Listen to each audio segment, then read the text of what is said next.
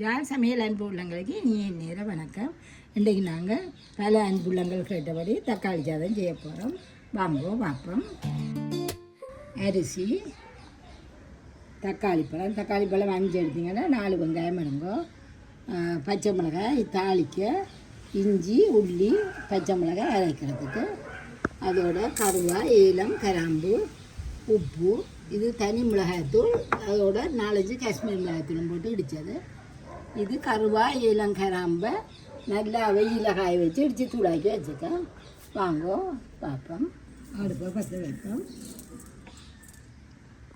எடுத்து அளவான எண்ணெயை விடுவோம்.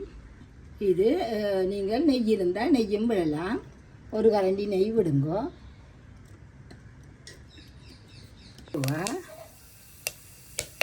2 கிராம்பு, 2 ஏலக்காய், 2 கிராம்பு, அதோட நான் வச்சு உள்ள மறந்துட்டேன். பெருஞ்சீரகம் கொஞ்சம், எல்லாத்தையும் ஒன்றா போட்டு தாளிப்போம்.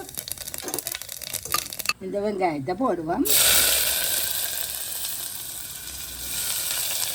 இது சோமான ஒரு சமையல்.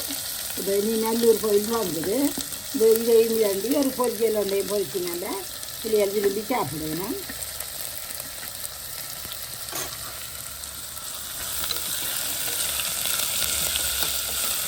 நல்ல கொஞ்சமாக வளங்கட்டும். இப்போ நாங்கள் தக்காளி பழத்தை அரைக்கணும். இதை அரைச்சி கொண்டு இந்த இஞ்சி உள்ளி பச்சை மிளகாய் பிடிச்சி கொண்டு வாங்க. மிளகாயை நாங்கள் வெங்காயத்துக்குள்ள போடுவோம். வைகா கொஞ்சம் நல்ல கண்ணாடி மாதிரி வரைக்கும் வெங்காயம். இதுக்குள்ள பச்சை மிளகாய் உள்ளி இஞ்சி நல்லா இடித்து வைப்போம். அது கொஞ்சம் பொன்னிறமாக வேற இதை போடுவோம். நல்லா வரைஞ்சி கண்ணாடி பழமாக வந்துட்டுது. இப்போ நாங்கள் இஞ்சி உள்ளியை போடுவோம்.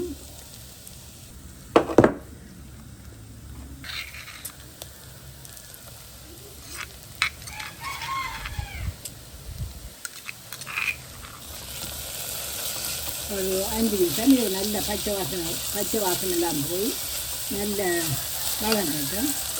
போய் நல்ல வாசனை வந்து வரும்.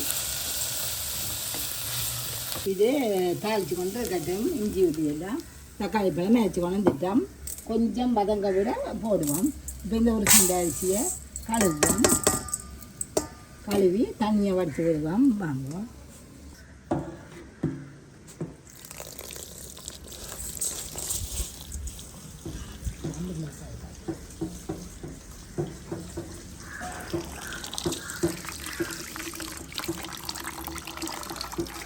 ரெண்டு தண்ணியில் கழுவுங்கோ.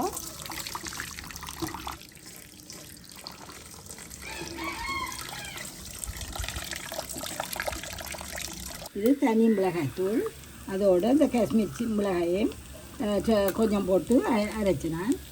இது நிறத்துக்காகத்தான், கொஞ்சம் உரைப்பாக இருக்குங்களுக்கு. அதோட இது கருவாய் ஏலம் கிராம்பு போட்டது. அதே மாதிரி இதில் இன்னைக்கு வதக்கிக்கும் கொஞ்சம் வாசமாக இருக்கும். போட்டுட்டு இந்த நாங்கள் நல்லா வளர்க்கலாம். ஒரு கண்ணீரம் வச்சுருக்காதீங்கோ. தக்காளி பழத்தை விடுவோம். மிளகாய் இன்னைக்குள்ள எரிஞ்சிடப்படாது.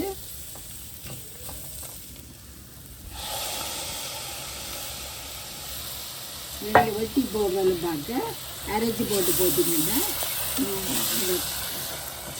சோறு வந்து வடிவான ஒரு நிறத்தையும் உங்களுக்கு தரும்.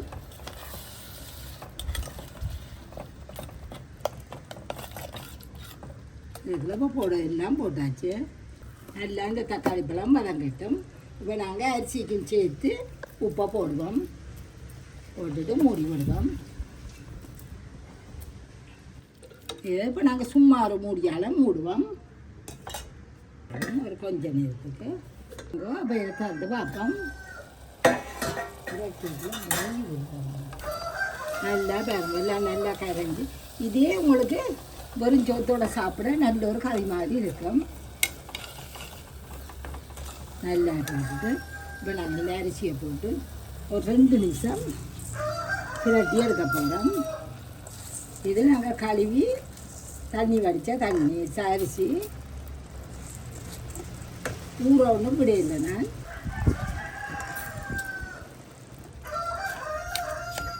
இப்படியே நல்லா பிரட்டிட்டு கொஞ்ச நேரம் ஒரு 2 நிமிஷம் மூடி விடுவோம்.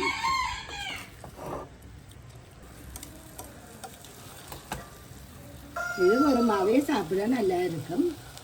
தண்ணி விட மட்டும் இதை மூடுவோம். நாங்கள் கிடப்போம். இப்போ நாங்கள் இதுக்குள்ள இதால் ஒரு பனி அரிசி போட்டோன்னா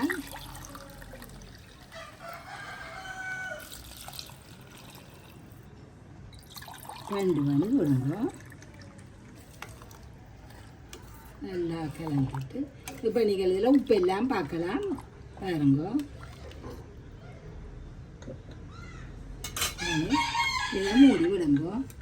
2 விசில், ஒரு விசில் வேற நல்லா குறைச்சி விடுங்க. மற்ற விசில் வேற நிப்பாட்டுங்க. முதலாவது விசில் வர போகுது.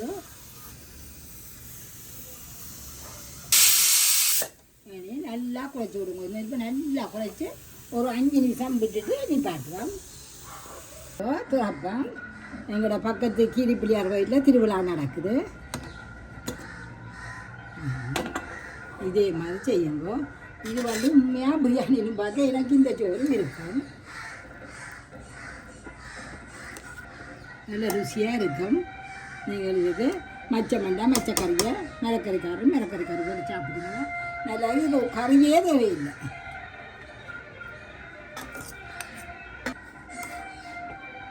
இது மற்றது பிரியாணின்னு சொல்லியிருக்கல கொஞ்சம் மூட்டு பதமாக இருக்கும். இது நல்ல பதமாக எல்லாருமே சாப்பிடக்கூடிய பதமாக இருக்குது இந்த சோறு.